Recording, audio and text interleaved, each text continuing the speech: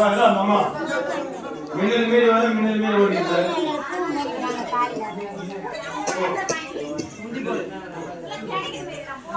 அவரை சவுண்டா கொடுக்கணும்.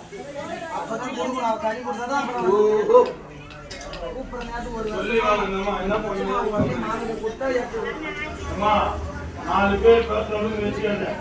ஏன்னா உலகத்துக்கே நீ வந்து எல்லாருக்கும் நல்ல செய்யற இந்த மகனாருக்கு பூண்டியாருக்கு இந்த இளைஞர்களை வாக்கு